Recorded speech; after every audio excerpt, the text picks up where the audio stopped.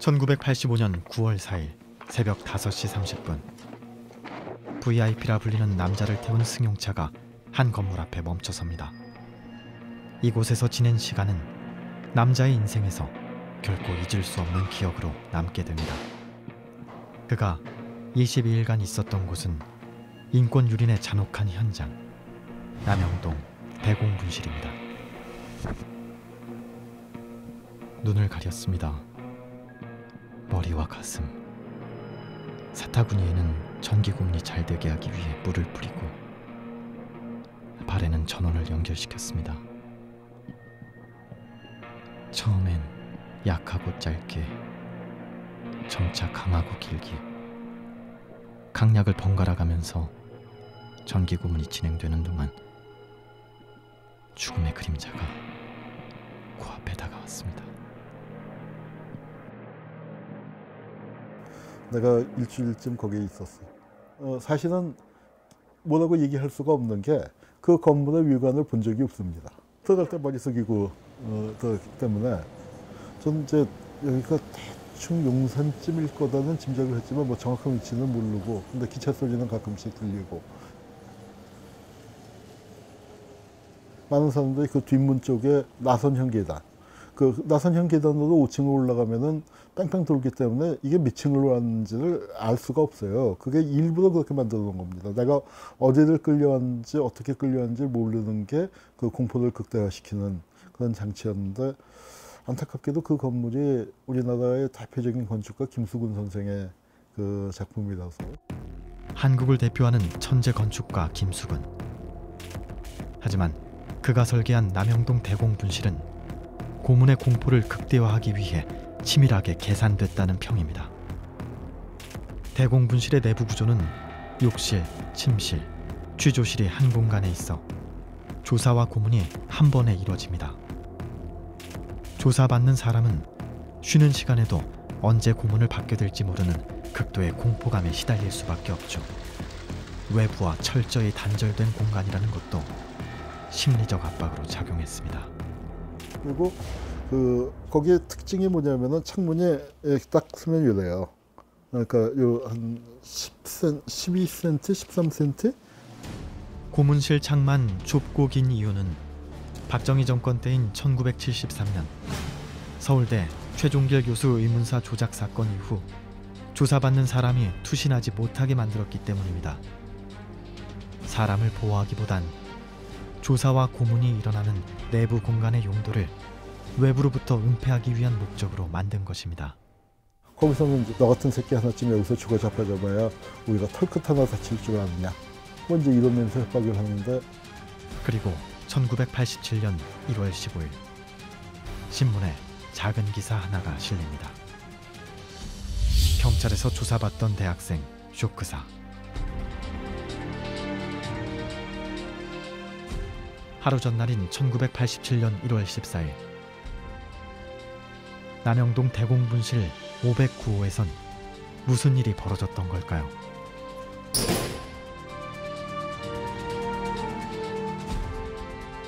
당시 시국 사건으로 수배 중이던 선배 박종훈의 소재 파악을 위한 참고인 신분으로 대공분실에서 조사를 받던 21살의 대학생 박종철.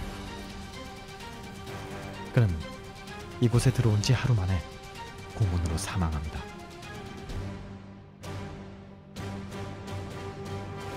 올게 왔다 하는 소식이 들었고. 하지만 경찰은 박종철의 사망 원인을 심장 쇼크사로 발표하고 시민들은 분노에 휩싸입니다. 탁하고 치니 억하고 죽었다. 지금 말도 안 되는 거다.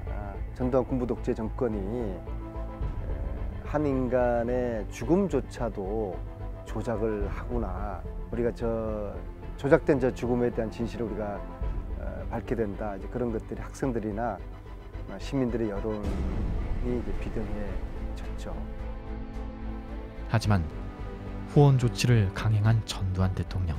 본인은 임기 중 대언이 불가능하다고 판단하고 현행 헌법에 따라 민주주의를 바라는 국민들의 분노는 걷잡을 수 없이 커졌습니다.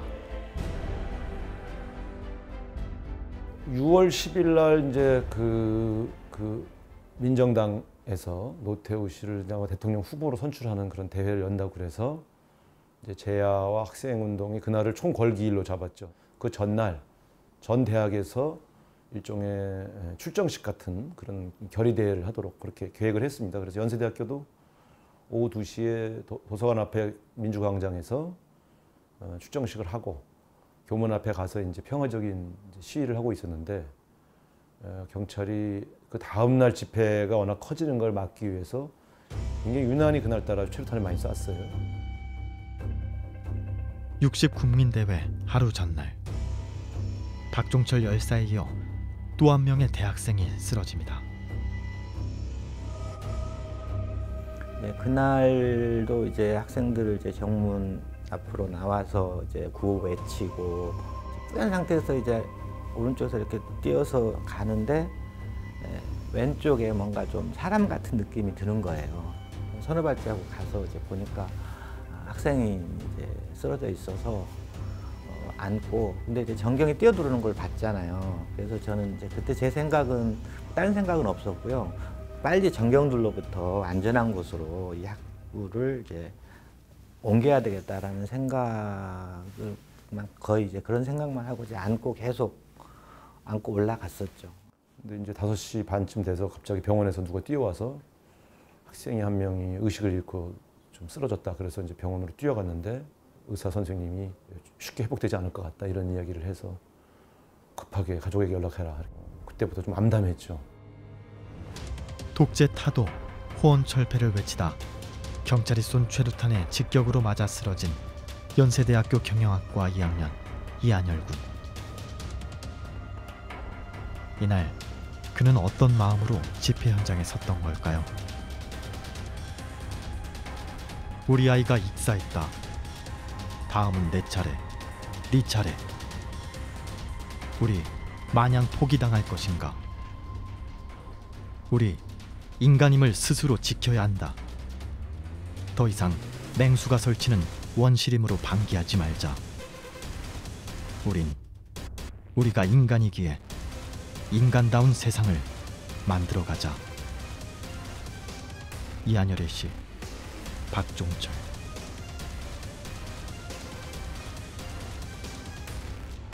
또래 대학생인 박종철의 죽음에 분노하며 인간다운 세상을 꿈꿨던 이한열 군.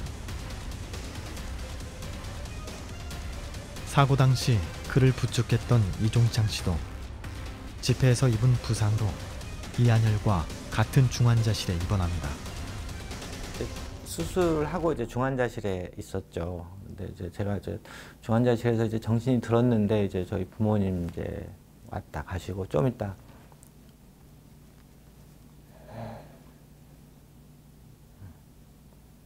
한열이 어머님이 오셨더라고요. 그래서 옆에 한열이 누워 있다고.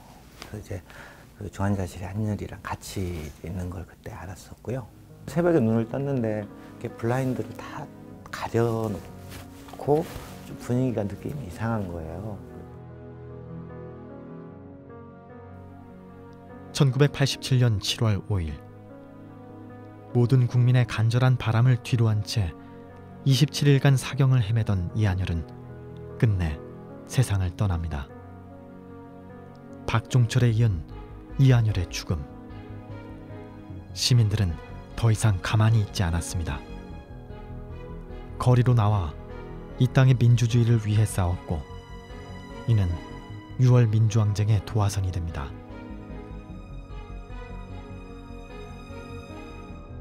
그때 연세대 교정이 그 인파로 가득 찼고 10만 명이 동시에 다 이렇게 대성통곡한 장례식은 아마 드물지 않았을까. 그래서 특히 문익환 목사님이 이제 그동안 돌아가신 열사들을 한 명 한 명 호명할 때마다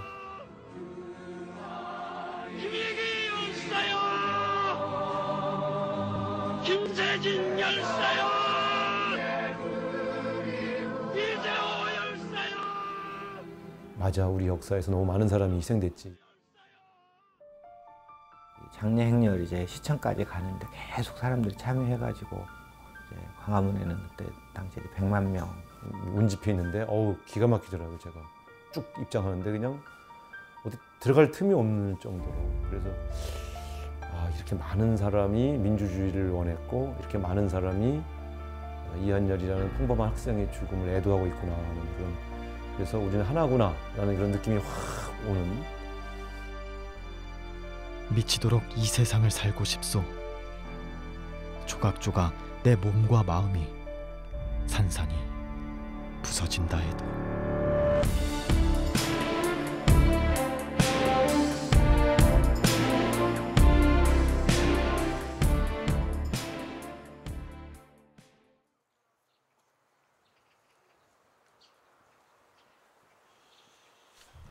(30년) 전 이한열은 세상을 떠났지만 그의 정신과 삶은 모교에 남아 살아 숨쉬고 있습니다. 그 학교에서 이제 한열이의 흔적, 그 추모비도 있고 지금 기념비도 있고 또 이제 작년에 동판도 새겨지고. 우리나라의 민주주의를 이끌어낸 이한열의 넋과 정신을 기리기 위해 모교에 조성된 특별한 공간.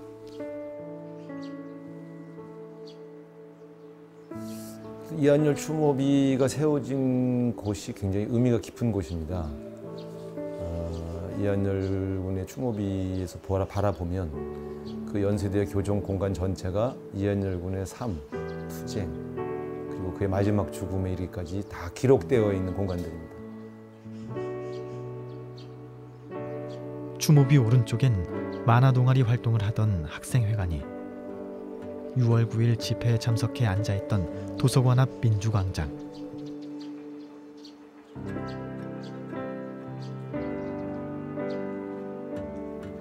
그리고 선후배들과 시위하러 걸어갔던 백양로.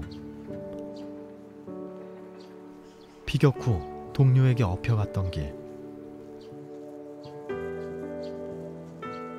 사경을 헤매며 입원했던 중환자실까지. 추모비에서 민주주의를 위해 싸웠던 그의 삶을 한눈에 볼 수 있게 해놨습니다.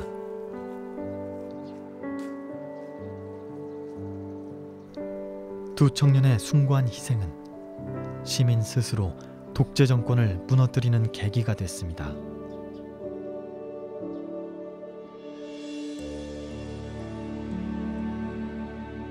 그러니까 한국 역사가 이 정말 다이나믹하게 흘렀고, 그 공간이라는 게, 시청업 광장이라는 건 역사라는 게 권력으로 뭐 어떻게 만들 수 있는 게 아니고 돈 주고 사올 수 있는 거 아니란 말이죠. 역사는 바로 그 수많은 대중들이 오늘 보낸 하루가 내일의 역사가 되는 거죠. 다른 거 없잖아요. 광장 자신이 자기의 역사를, 대중과 함께하는 자기의 역사를 갖기 시작한 거죠. 아하, 나와 같은 생각을 하는 사람이 이렇게 많구나. 우리가 소수가 아니었구나. 그리고 우리가 모이면은 이게 바뀔 수가 있구나. 역사의 주인은 다른 사람이 아닌 바로 나 자신이라는 거.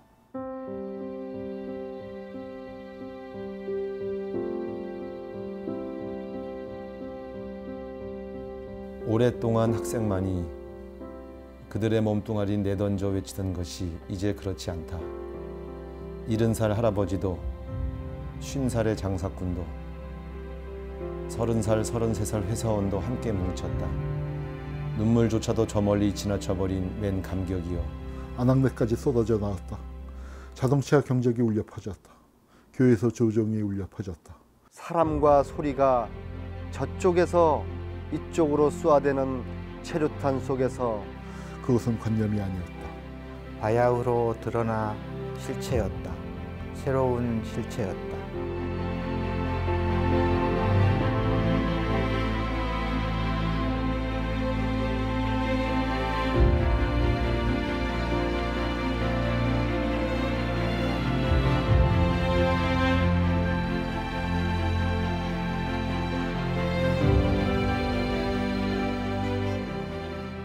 눈발을 뚫고 왔다. 주위에 떨며왔다.